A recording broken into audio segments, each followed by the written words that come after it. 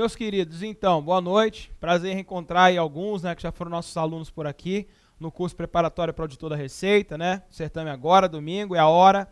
Então hoje, pessoal, a gente vai fazer uma revisão com base nas decisões do STF, da STJ também, proferidas aí nos últimos 2 anos, sobretudo 2014, ano corrente, e 2013, e são questões que não caíram bastante ainda em prova, mas são muito contundentes jurisprudencialmente, não? Então, é algo que tem grande chance de ser dito na prova da Receita também, essas decisões, né, muito interessantes até. E para quem conheceu, para quem viu a última prova da Receita, sabe que o examinador da ESAF se aprimorou em fazer exigências com relação a esse conhecimento jurisprudencial, tanto do STF quanto do STJ e até mesmo do TCU, né? Para quem não me conhece, meu nome é Sandro Bernardes, sou auditor do TCU desde 2001, ex-servidor da CGU também. Então, sou da carreira que muitos de vocês serão, mas só que de uma carreira paralela, diria, né? Enquanto vocês serão da Receita, eu sou como se fosse da Despesa Federal. E, aliás, a gente separou por temas aqui nossa revisão. Então, eu separei alguma coisa de servidores, né, de agentes públicos mais propriamente, de controle, de outros assuntos de processo administrativo, tudo pensando nessa reta final. E, sobretudo, é uma homenagem para quem fez aula conosco, aí os alunos. Obrigado aí, pessoal, pelas dúvidas também da sua mensagem. Tá tudo em dia, tá? Se precisar de mais nessa reta final, manda para nós. E sua mensagem, para quem não conhece, é o canal de comunicação direto com a gente, professor, com os alunos daqui do nosso complexo de ensino. Ok, senhores? Vamos lá, então, dar uma passeada, senhores. Vem comigo, por favor, me acompanhem. Eu vou projetar aqui algumas coisas, vocês acompanhem a leitura comigo. Esse primeiro julgado aí é do STF, é um agravo regimental.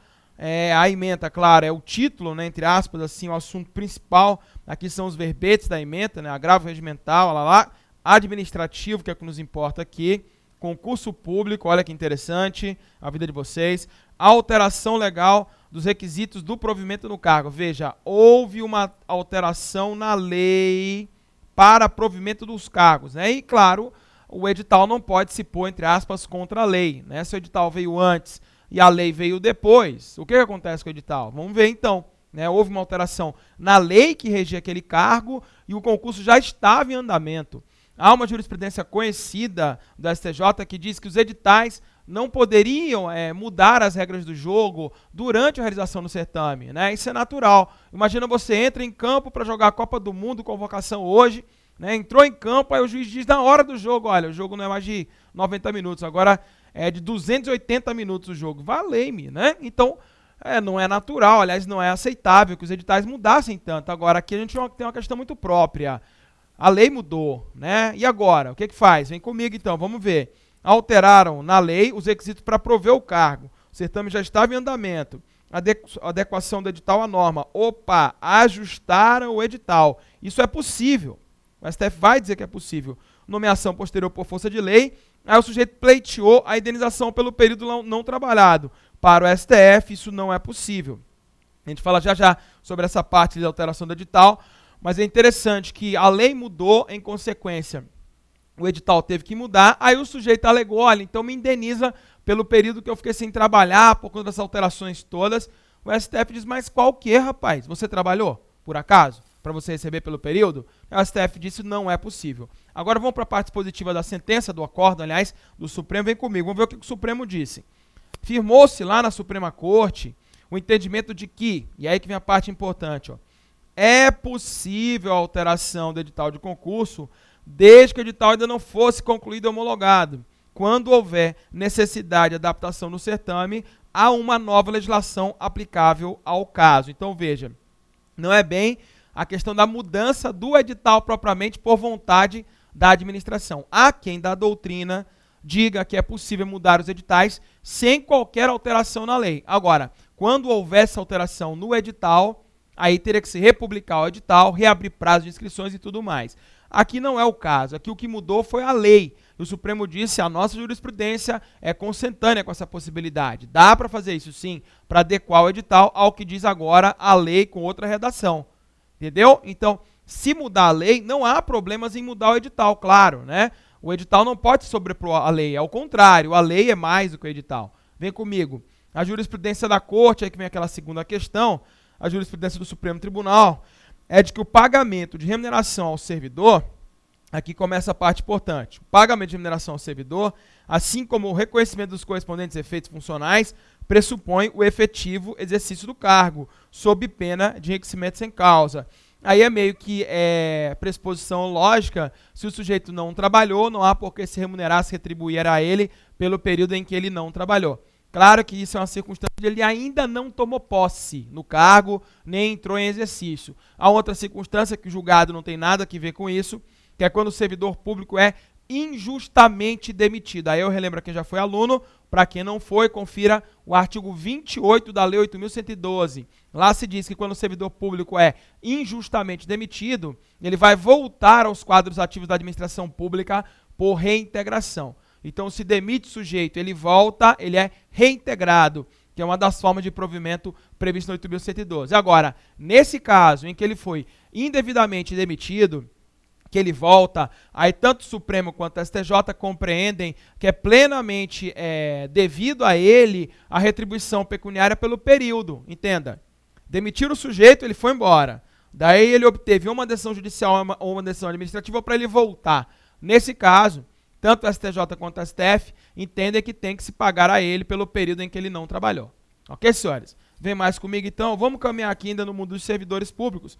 Bem interessante essa outra decisão de 2014, que é um agravo regimental, noutra agravo regimental, a ementa, né, que a gente colocou só a ementa nessa decisão. Agravo regimental, vou pular essas partes aqui em que se trata da espécie processual.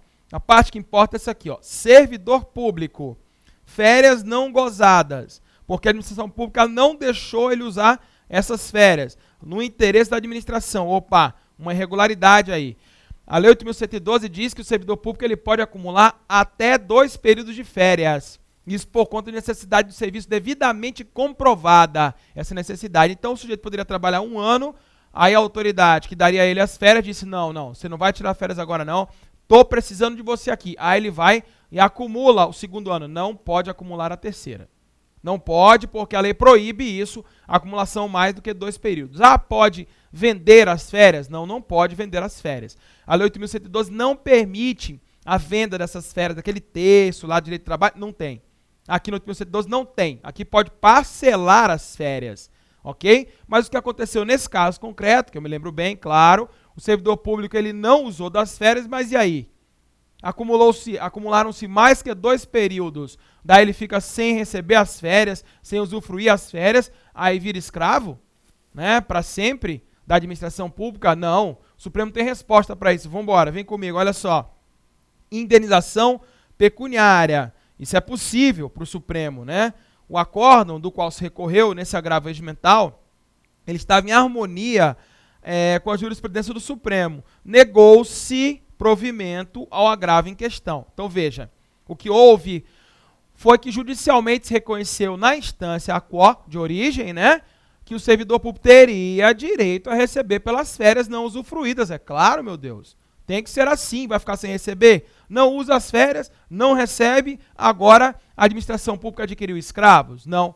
Então ele faz jus sim a indenização correspondente ao período. O STJ, o STF são unânimes nesse sentido. Apesar disso, pela legislação, o acúmulo de férias é possível por até 2 períodos consecutivos por necessidade da administração pública. Ok, senhores? Beleza? Mais uma para a caixa. Vem, vamos embora. Mais outra. Agravo regimental, concurso público. Olha só que interessante essa situação. Mais uma vez, a vida de vocês. Ó, concurso. Direito a nomeação. Aí alguém já pensa logo, deve ser aquele caso lá que o cara passou nas vagas. Não é isso não, isso é batido. O jeito passou dentro das vagas previstas no certame, no edital do certame, direito dele de ser nomeado para o Supremo, para não nomear tem que explicar por quê. Né? Passou nas vagas, tem que nomear. Para não nomear tem que explicar por quê.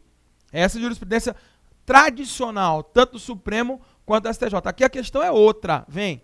Direito de ser nomeado, por quê? Houve uma contratação temporária que o artigo 37, 9º da Constituição Federal menciona. Depois a gente vai ver outro julgado sobre contratação temporária. Então veja, existia candidatos devidamente aprovados, habilitados em certame ainda vigente, precedentes nesse sentido. Daí vem as explicações da ementa, se diz aí no 1, a contratação precária para o exercício de atribuição de cargo efetivo. Então veja, contratou-se um temporário para desempenhar atribuições do cargo efetivo durante a validade do concurso público para esse servidor efetivo. Isso traduziu uma preterição dos candidatos aprovados, conferindo a esses últimos o direito de serem nomeados. Olha só que interessante. Então havia um concurso para servidores efetivos, logo em seguida foram contratados temporários para desempenhar atribuições relacionadas a esses cargos efetivos. E pode, Sandro, depois a gente vê um julgado que esclarece isso também. Mas, na realidade, nessa circunstância, se confere a esse servidor de cargo efetivo aprovado no certame ainda em vigor o direito de ser nomeado também. Então, aqui a questão não é que passou nas vagas. O sujeito, na realidade, ele foi preterido porque, para a mesma atribuição dele, encheu-se de temporários. Aí o Supremo disse, ó, negativo. Se você tem um efetivo aqui, para que já aprovado no certame, ainda vigente, por que você não nomeia esses efetivos? Quando você contrata os temporários, administração, aí você demonstra que há uma necessidade de nomeação para aquele efetivo também. Compreenderam? Então, se um temporário for contratado em lugar de um efetivo para aquela mesma atribuição, nesse caso, para o Supremo, surge ao efetivo o direito de ser nomeado para aquele cargo no qual logrou êxito no concurso. Beleza? Mais uma para sua conta, hein? Essa vai cair na prova. Em caso, só demonstrando ainda mais, o julgado, o acordo recorrido, assentou, né? Estabeleceu. Administrativo, constitucional, concurso público. Professor, candidato aprovado, fora do número de vagas previsto no edital. Veja, candidato aprovado fora das vagas previstas no edital. A expectativa de direito à nomeação, posterior contratação temporária. Opa! Então são duas circunstâncias diferentes aí, ó. Existência de vagas no prazo de validade do concurso para o mesmo cargo comprovado, direito líquido de certo de ser nomeado. Então, olha, a questão aqui, como eu disse, não é que o sujeito tenha sido aprovado nas vagas, não, ele ficou fora das vagas. Esse é aprovado para o cargo efetivo, mas logo em seguida, a administração, isso aqui é proveniente lá do Maranhão, meu estado. Um abraço aí para os maranhenses que acompanham a gente, né? Então, logo em seguida, a administração contratou temporários para aquele cargo no qual ela tinha servidores públicos aprovados. Então, nessa circunstância, para a Suprema Corte, se configura aí a preterição. Deixaram de lado aquele aprovado para cargo efetivo. Sendo assim, foi deixado de lado, ou seja, estava aprovado no concurso, contrataram temporários, ele tem direito de ser nomeado também, mesmo que ele esteja fora das vagas. Mais uma vez aqui, lembrando, essa é uma aula de revisão, então não espere aqui que eu aborde todo o conteúdo, porque não é possível. A questão aqui é fechar os pontos e ganhar algumas questões interessantes, úteis, né, para sua aprovação, tenho certeza. Guardou essa, né? Então vamos para mais uma. Mais uma vez aqui, a questão da contratação temporária, bem de agora, ó, destaquei até a data aqui, ó, 26 de março de 2014, então grande chance de ser exigido, mais uma vez Maranhão, ó, clientela boa aí para o Supremo, né? O plenário, na maioria, é assim que normalmente é divulgado naqueles informativos, né, do Supremo, julgou procedente o pedido formulado numa ADI, uma ação direta de inconstitucionalidade, proposta com o dispositivo tal do Maranhão. Conferiu interpretação, blá, blá, blá. Eu vou direto para a parte que importa, tá? A norma impugnada disciplinava a contratação temporária dos servidores. Aí disse aí o que era aqui nesse trecho, né? O que é interesse público, blá, blá, blá, ainda colocou assim, ó, desde que não existam candidatos aprovados no concurso público devidamente habilitados para professores. Vou adiante, ainda não é o trecho fundamental, aí sim, aí vem a parte importante. A Corte concluiu, olha só que importante, a natureza da atividade pública a ser exercida, se eventual ou permanente, não é o elemento preponderante para legitimar a forma excepcional de contratação de servidor. Que forma é essa, Sandro? É aquela, mais uma vez, do 37, inciso 9 da Constituição Federal, poderosa Constituição Federal. O Supremo afirmou, estamos aqui agora, ó, que seria determinante para a aferição da constitucionalidade de lei a transitoriedade da necessidade de contratação e a excepcionalidade do interesse público, traduzindo o julgado. O Supremo disse nessa passagem que a questão não é se vai se contratar temporário para algo que é permanente ou transitório. Não é isso. Na verdade, quando você vê o 37.9 da Constituição Federal, ele fala assim, contratação temporária, aliás, contratação para atender necessidade temporária. Então, pouco importa se a atribuição é de cargo efetivo ou se a atribuição seria transitória. Se a necessidade é temporária, permite-se a contratação dessa natureza temporária, mesmo que seja algo perene, permanente, né? Deixando de lado professores. O IBGE é uma fundação pública, né?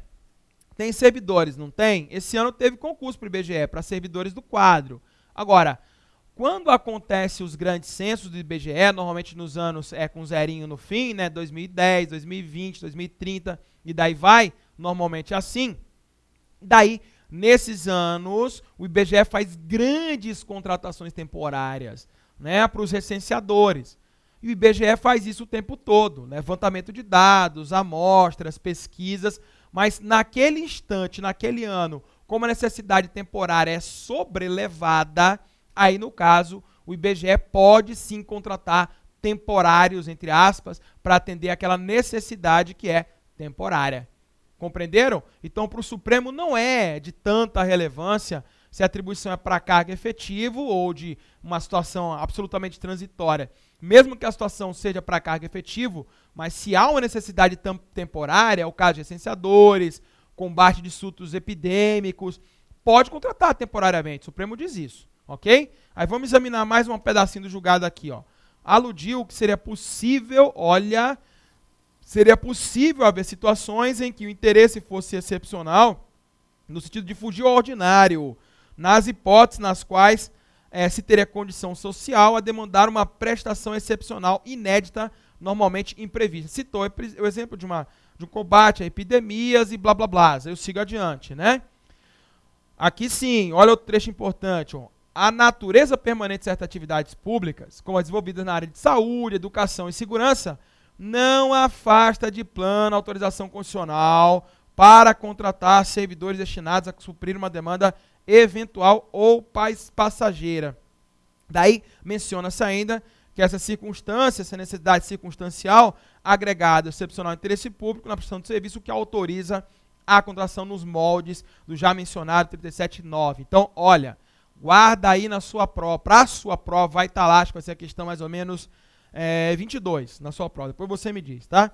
Mas o Supremo está dizendo aqui nesse julgado, gente, que mesmo que seja algo perene, como nós dissemos também, permite-se a contratação temporária, que na realidade não é bem a natureza da atribuição que determina que a contratação seja temporária ou não, é a necessidade, como diz a Suprema Corte no julgado, essa é a essência da decisão, e aí você vai para outra, superando o restante.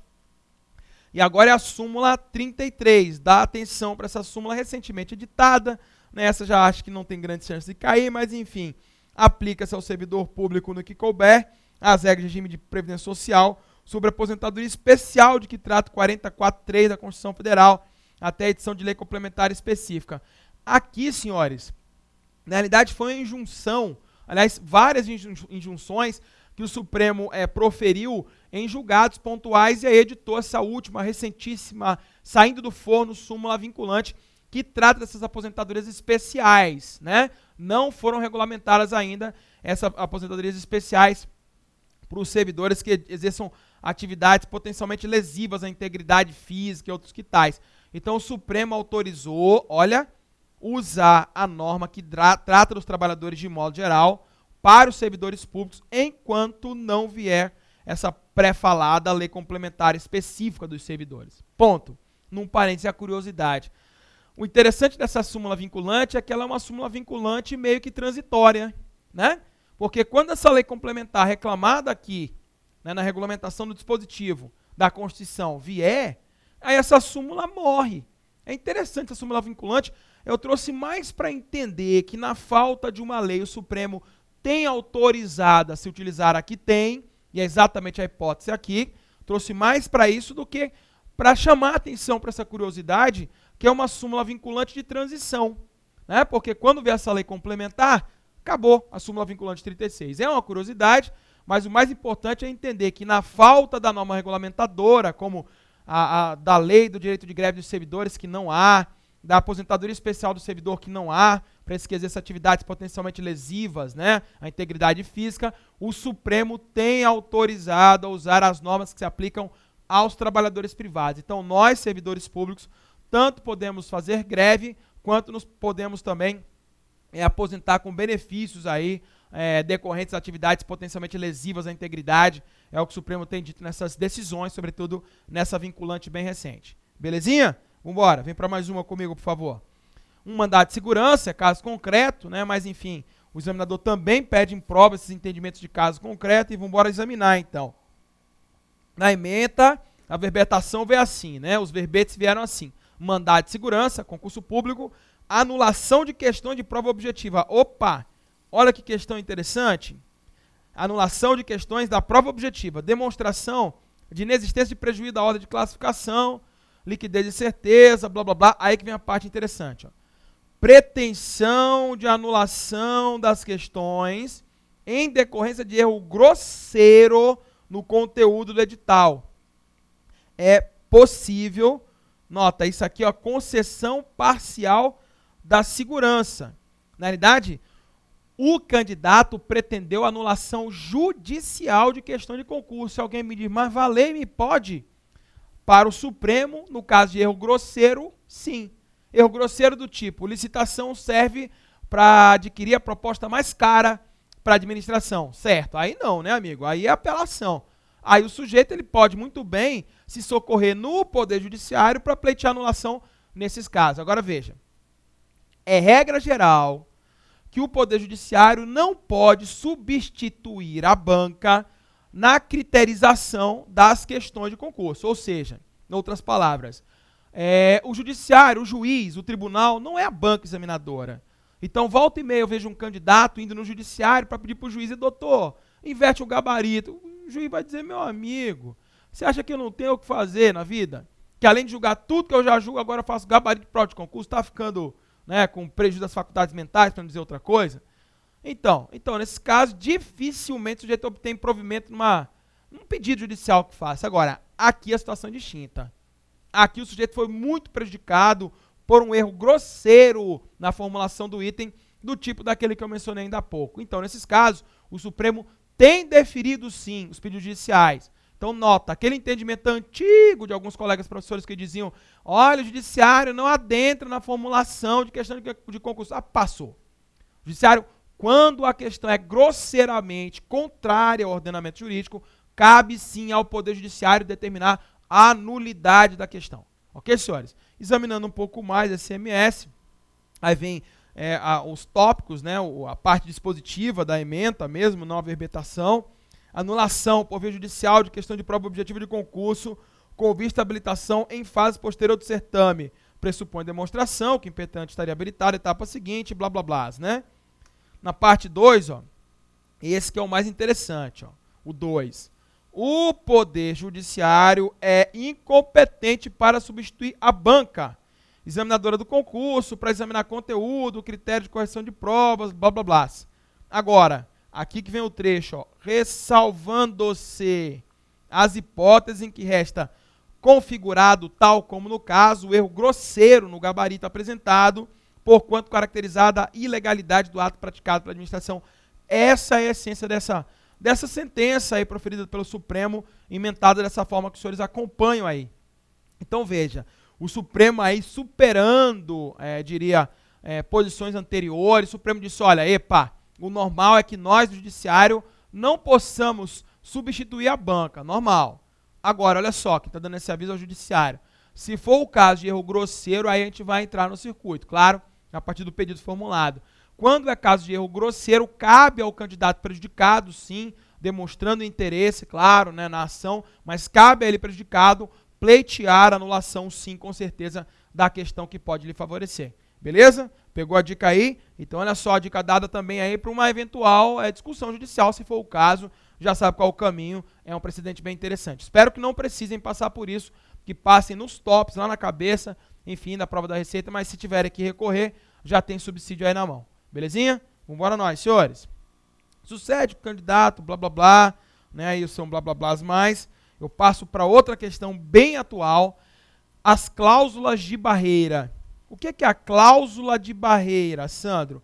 É aquela que limita o número de candidatos participantes de cada fase da disputa, com o intuito de selecionar apenas os mais bem classificados para prosseguir no certame.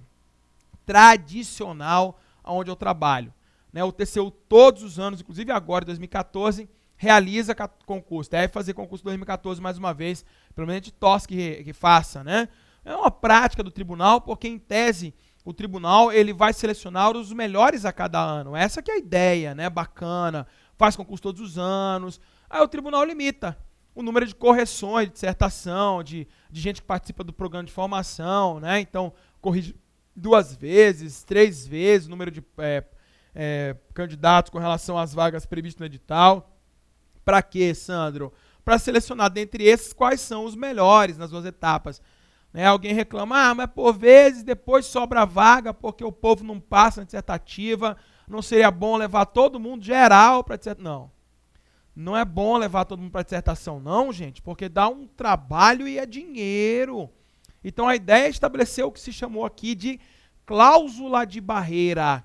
Determinar um número tal e qual candidatos vão para a próxima etapa do certame, que pode ser uma dissertação, que pode ser uma oral, que pode ser títulos. Para o Supremo não há problemas nisso. Então, cláusulas de barreira são plenamente constitucionais em concursos públicos, é o que pensa o Supremo. Mais uma aí para sua conta.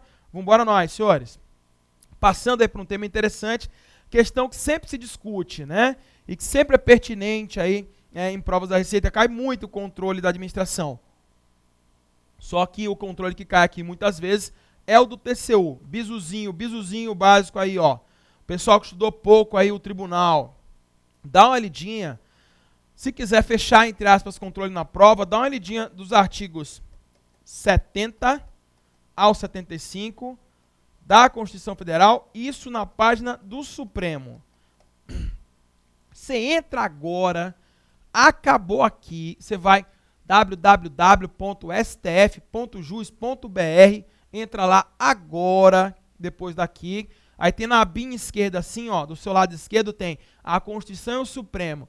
Aí você digita art.70. Aí você lê o corpo do artigo 70 e vê rapidamente as decisões que tem lá do Supremo. Lê. Aí depois volta, né, dá um voltar, art.71. Aí vai lá, compete ao Congresso Nacional com auxílio do TCU. Inciso 1, apreciar mediante parecer prévio as contas do presidente. Inciso 2, julgar as contas dos administradores, bem como daqueles que têm prejuízo ao erário. Inciso 3, apreciar para o efeito de registro qualquer admissão, aposentadoria, pensão, reforma, excetuadas as nomeações para cargo de comissão, daí vai. Dá uma lidinha e vai lendo o que o Supremo decidiu. Garanto a vocês, gabaritam as questões que caírem sobre controle na prova da Receita. O Supremo, o examinador, nas provas da Receita, só sabe tirar o que o TCU julga. Então vai lá, já garante mais uma questão na sua prova. É o perfil de prova da Receita, tá bom? Na Receita é assim, em outros concursos é diferente. Mas na Receita que o nível é top of the top, é o cargo, diria, mais cobiçado no Executivo Federal, é um nível que reclama, prova a abordagem das decisões do Supremo, como esse mandato de segurança. Vem cá, vamos olhar. Então, nesse controle da administração, há aquelas contribuições sindicais compulsórias. Olha que interessante numa prova da Receita. Natureza tributária, não deve ser segredo para vocês a essa hora, né? São receita pública. Estão os responsáveis que arrecadem, sejam responsáveis por isso, né? Sujeitos à competência fiscalizadora do Tribunal de Contas da União, cujo controle sobre a atuação das entidades sindicais não representa nenhuma violação à respectiva autonomia sindical que é assegurada pela Constituição Federal. Resumo para a prova. 70, parágrafo único. Todos aqueles que tenham sob sua guarda bens, valores e curiosidade, dinheiros, no plural, públicos, devem prestar contas. Não só contas formais ao Tribunal de Contas da União, contas à sociedade. Nesse afã, o Tribunal de Contas da União, nesse quadro, o tribunal vai lá e fiscaliza, tem que fiscalizar sim o que é feito dessas contribuições sindicais compulsórias, obrigatórias, estabelecidas em lei. É dever nosso do TCU. Né? Os sindicatos alegaram nesse julgado que o TCU não teria competência porque isso agrediria a autonomia sindical garantida pela Constituição Federal. Não cabe essa alegação. Na visão do STF, os sindicatos não são diferentes de qualquer um que arrecade, que guarde, que tenha sob sua guarda qualquer valor público. é preciso contas, é preciso quem fiscalize para, em tese, ampliar a eficiência e eficácia nos recursos públicos. Beleza? Mais um para sua conta. Então, o Tribunal de Contas da União fiscaliza, sim, as contribuições sindicais compulsórias, as quais, inclusive, têm natureza tributária, já que são estabelecidas pela lei. Ok? Vamos embora nós, com base nessa orientação, denegócio, mandado de segurança, etc. E daí vai. Bem interessante esse aqui, ó, é um RE, então tem repercussão geral, né? É uma questão que transcende o interesse das partes aí. Nesse recurso extraordinário, deixou-se registrado, eu tirei do voto do relator, a ação de execução de penalidade imposta pelo Tribunal de Contas. Qual seria a penalidade nesse caso, Sandro? As multas, né? As multas. O débito não é penalidade, tá, pessoal? Digo, débitos. Na realidade, quando o Tribunal de Contas julga em débito, o que o tribunal está consignando é que aquele recurso foi mal aplicado, é preciso que se devolva esse dinheiro. Julgar em débito, ou seja, contas irregulares, o tribunal pode julgar assim, não significa punir quem quer que seja.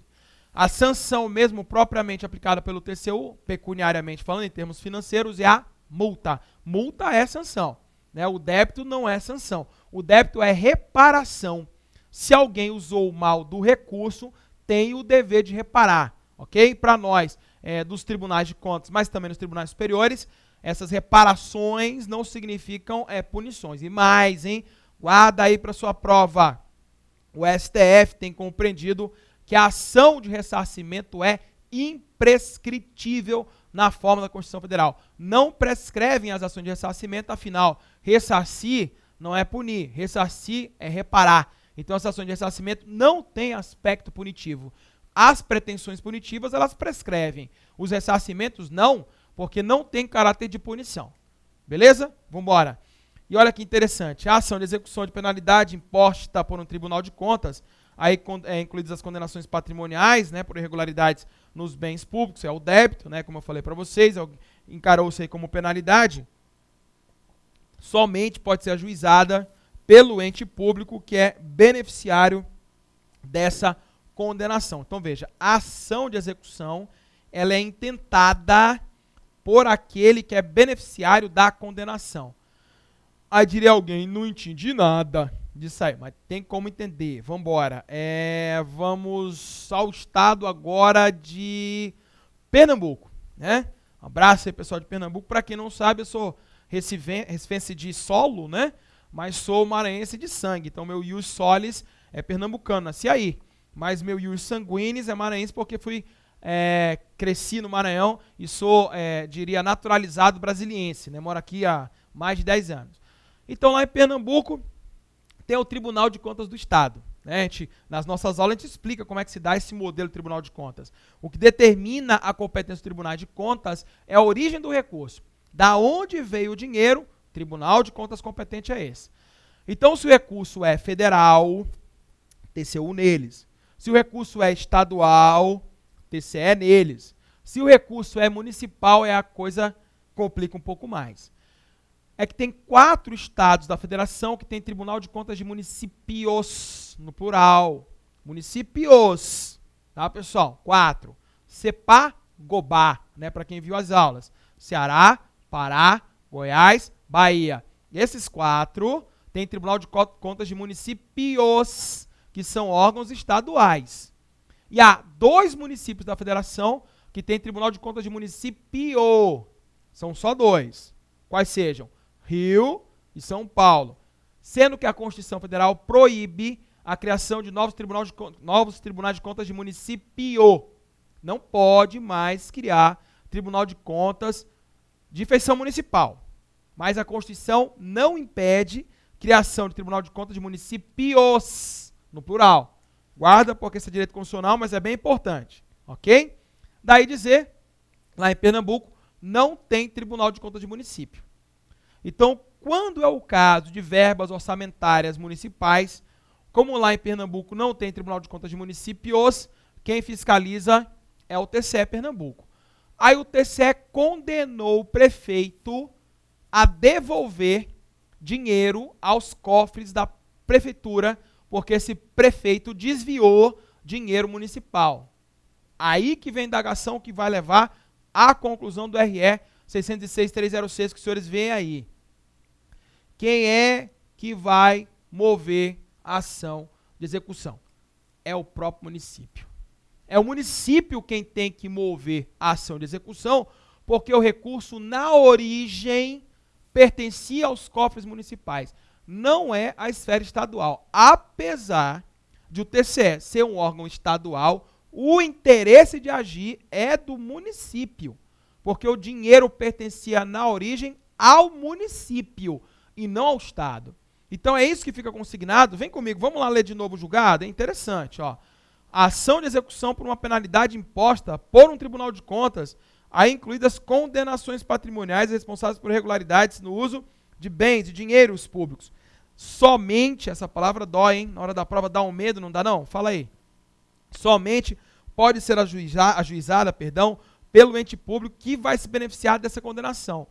Então, se a condenação favorecerá o município, porque o recurso pertencia a ele na origem, por mais que o TCE tenha julgado, mas quem entra com a ação de execução judicial, porque a execução nesse caso tem que ser judicial, é o ente municipal e não o Estado de Pernambuco.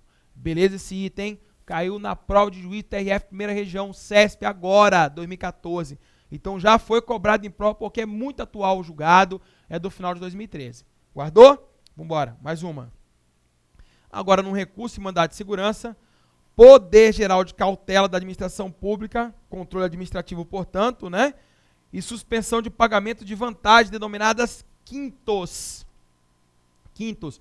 O que é isso, hein, Sandro, que eu tenho visto cair em prol de vez em quando? Gente, olha só. Não nossa geração, nem vocês porque recebem subsídios, tá?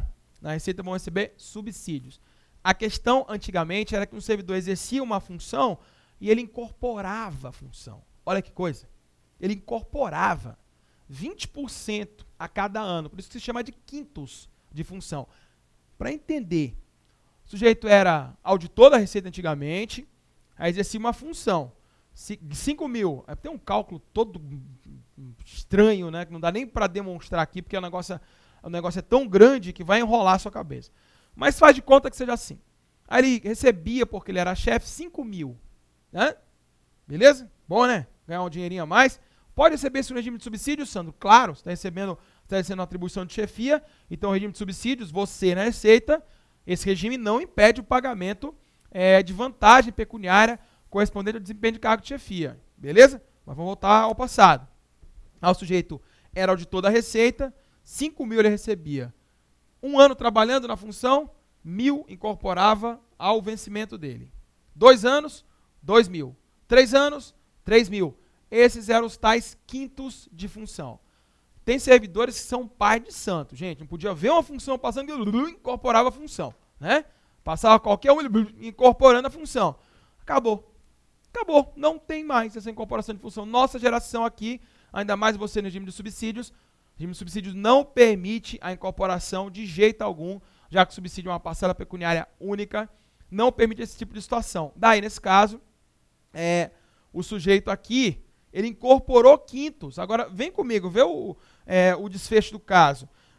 Os denominados quintos foram incorporados aos vencimentos de um servidor e podem, aliás, ser suspensos no curso de um processo administrativo. Olha, suspenderam-se pagamentos aqui no curso de um processo administrativo, com fundamento no poder de cautela da administração, que está aqui, ó, no 45 da Lei 974, que diz: em caso de risco iminente, a administração pública pode motivadamente adotar providências de cautela, sem até manifestação do interessado. Olha que loucura, mas o STF vai dizer o seguinte, senhores: a conclusão da segunda turma ao finalizar esse recurso ordinário e mandado de segurança, na qual se impugnava a decisão do Conselho de Justiça, que em processo administrativo determinara cancelar o pagamento da incorporação de quintos percebidos por quem recorre, nesse caso aí no Supremo, né?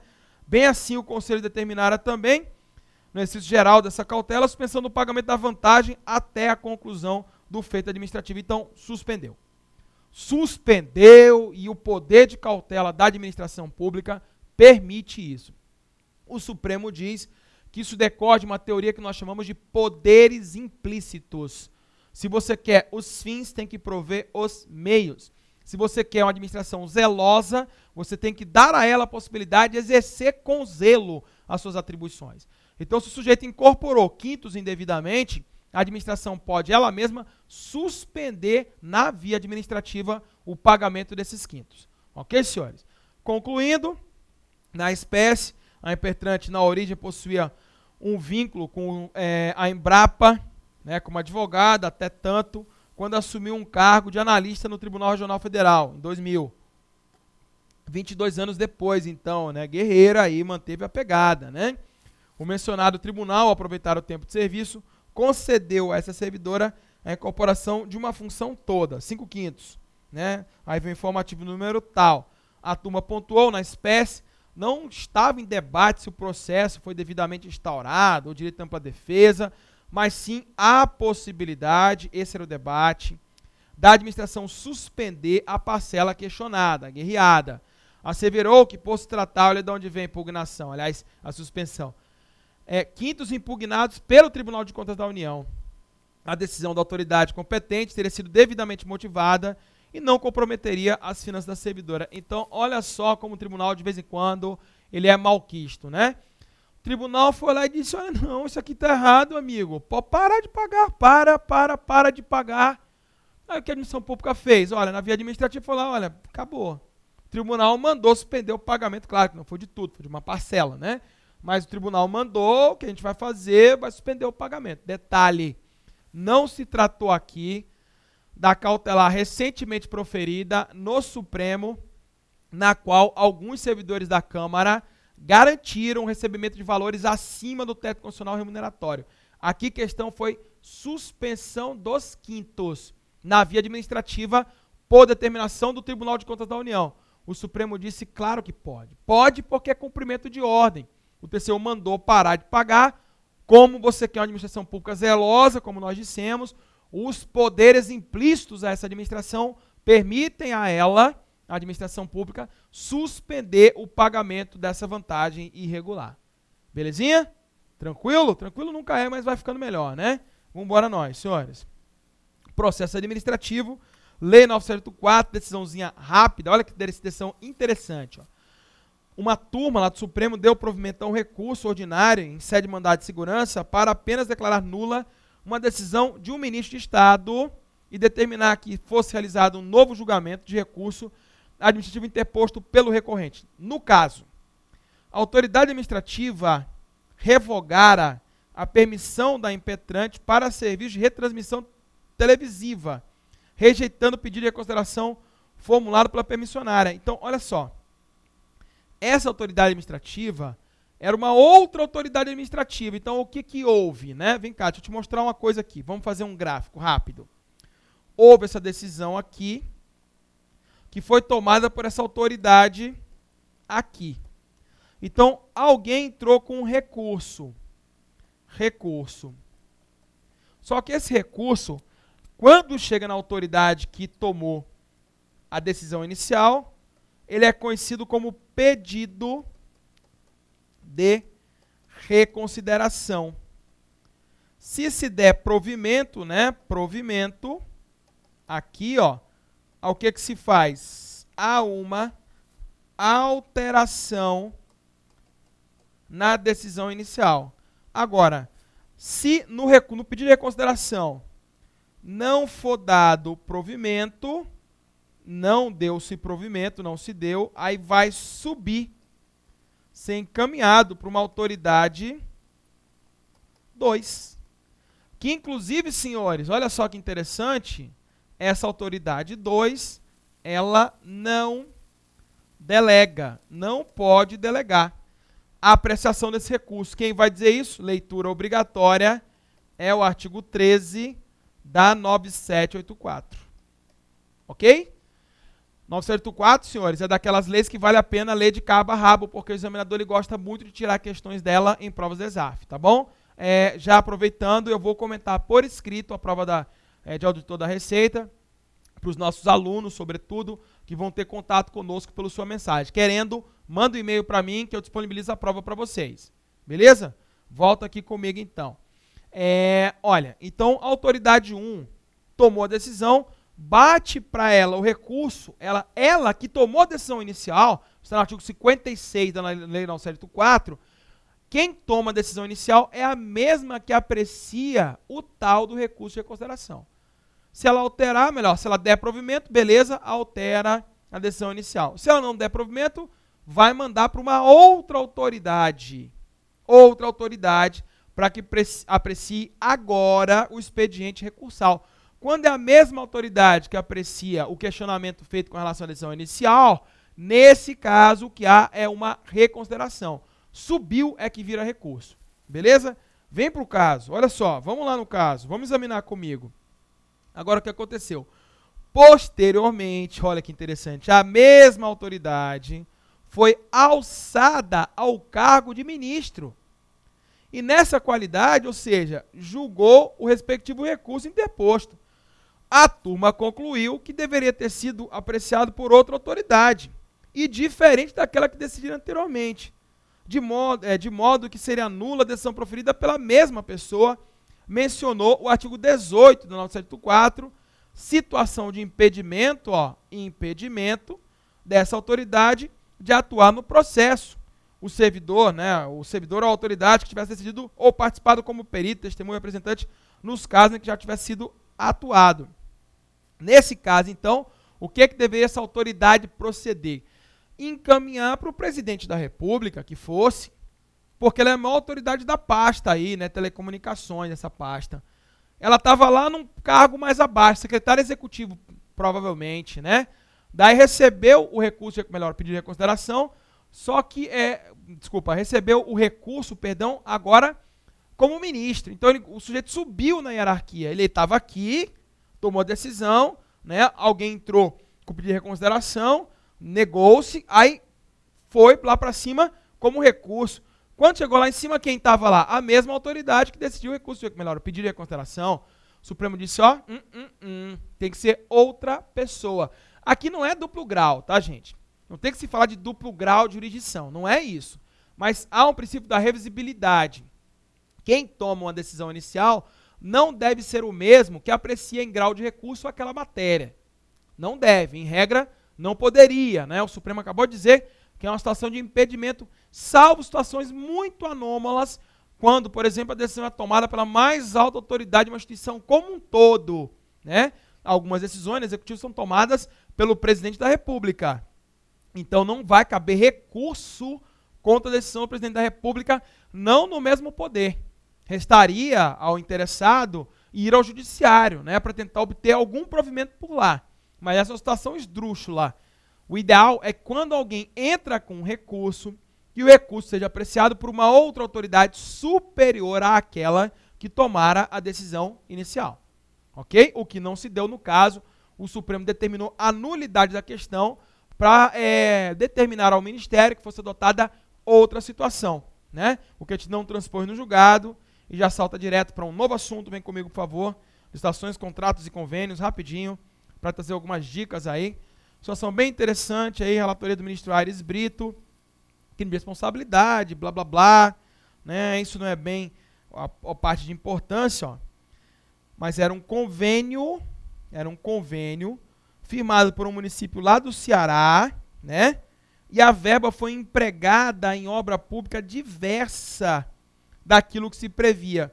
Houve uma alteração do objeto da finalidade do convênio, o que vai caracterizar crime de responsabilidade na visão do Supremo, que não interessa aqui para nós, porque não é direito penal. Materialidade e autoria comprovadas.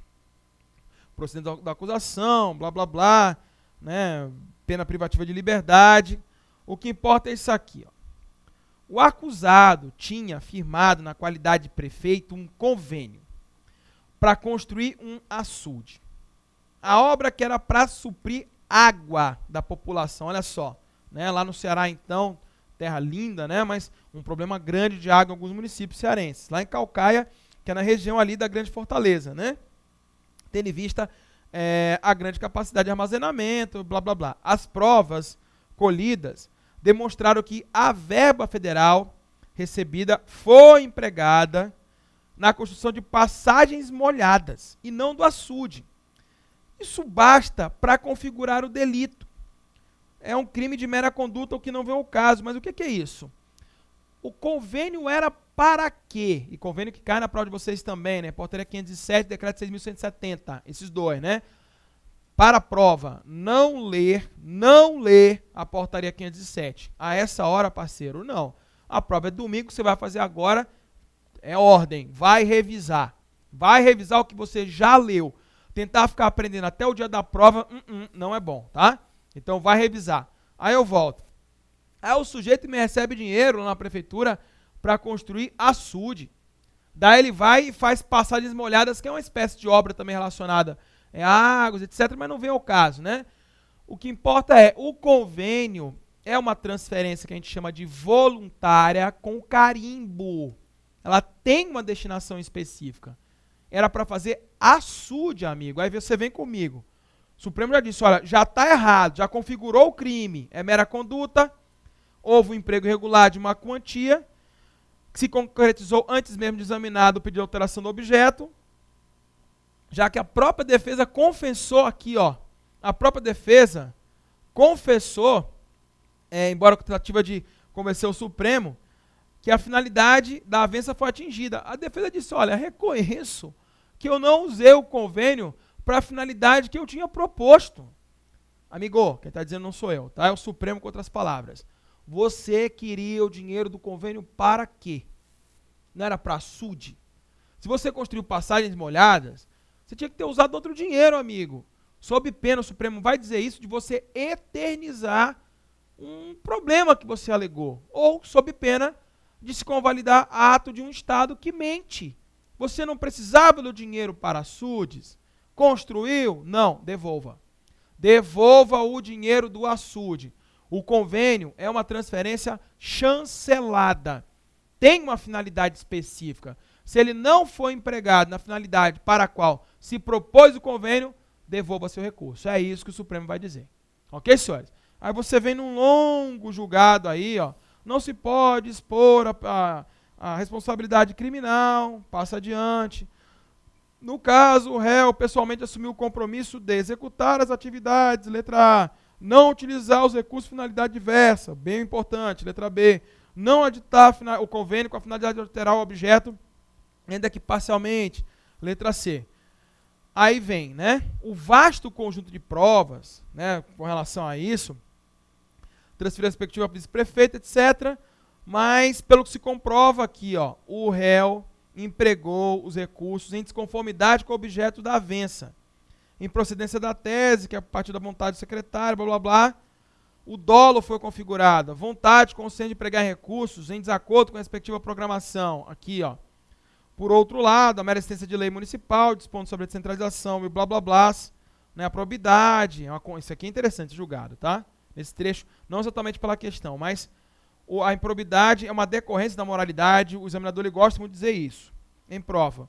O fato é que a conduta imputada extrapolou a regularidade administrativa, acusado que lançou mão de recurso para finalidade diversa, movido por sentimento tão só pessoal. Aí vem o ressalto, né? Destaque-se. A celebração, vamos embora nós, tá? Complementando os estudos aí, quem fez aula, quem não fez, aprende agora. A celebração de convênios tem por finalidade o alcance das metas e o atendimento de necessidades pontuais, tal como as da seca. É o caso, a açude era para atender a seca da região. Isso significa o que para o Supremo era óbvio. Antes dos convênios, são realizados estudos de políticas públicas para aferir problemas mais sensíveis que atingem cada região. E a partir dessas análises que são definidos os valores a serem transferidos, destinatários, metas, ou seja, a celebração dos convênios é vinculada, essencialmente, deve ser rigidamente dirigida ao equacionamento desses problemas, dificuldades, necessidades que justificaram esses recursos aí. Por essa maneira de ver as coisas, a celebração de um convênio, esse trecho eu acho espetacular. Não é um cheque em branco para o conveniado. Fazer convênio não é cheque em branco, pois os valores vão de ser aplicados no equacionamento desses problemas que, identificados em estudos prévios, permaneceriam sem solução adequada se o repasse não fosse efetuado. Daí porque, no caso, o desvio na aplicação das verbas, oriundas do convênio implica crime de responsabilidade, mesmo que revertido de outro modo em favor da comunidade. Belíssimo julgado do Supremo. O Supremo disse, amigo, você fez convênio para suprir um problema, não para deixar à eternidade, a sua vontade pessoal, né, o que fazer com esse dinheiro. Então, esse recurso transferido mediante convênio há de ser empregado no objeto que foi especificado anteriormente, quando se propôs o convênio, sob pena de um sujeito que não aplica o recurso naquilo que se propôs, cometer e incidir em crime de responsabilidade. Belo julgado, salto, vou adiante, né? Pensar em sentimento contrário, verbas, blá, blá, blá. Daqui, último de hoje, né, do nosso encontro aqui, em licitações, licitação, para quem estudou conosco, lá em contratos, há uma penalidade de inidoneidade. Onde vejo isso, Sandro? Não fiz curso com você. Pode fazer ainda, né? Se quiser, tá lá no Renato Saraiva, para quem precisar. Espero que não, de coração. Para a prova, dá uma olhadinha no artigo 87 da Lei 8666. Né? Lá você tem a declaração de inidoneidade. Agora, olha o que aconteceu. Estender os efeitos da inidoneidade, que impede a empresa de contratar, né, para uma empresa criada com o mesmo objeto social, os mesmos sócios, o mesmo endereço. Isso é fraude à lei. Fraude, desconsideração da personalidade jurídica na esfera administrativa. Para o STJ, esse aqui é do STJ, não é do STF. Para o STJ é plenamente possível essa desconsideração e a disponibilidade dos bens, né, do interesse público, etc. Veja, vamos ler o julgado juntos aí, senhores? A constituição de uma nova sociedade com o mesmo objeto social, mesmos sócios, mesmo endereço, em substituição a outra declarada inidônea para licitar e para contratar com a administração pública com o objetivo de burlar a inidoneidade, constitui abuso de forma e fraude à lei de licitações. De forma, e aí que vem, ó, aplicação da teoria da desconsideração da personalidade jurídica. Veja, lá na contabilidade, senhores, nós vemos o princípio da entidade, né? Resolução 750 do Conselhão, né? A entidade não se confunde nem com seu patrimônio, nem com seus sócios. Só que aqui, olha qual foi a malandragem.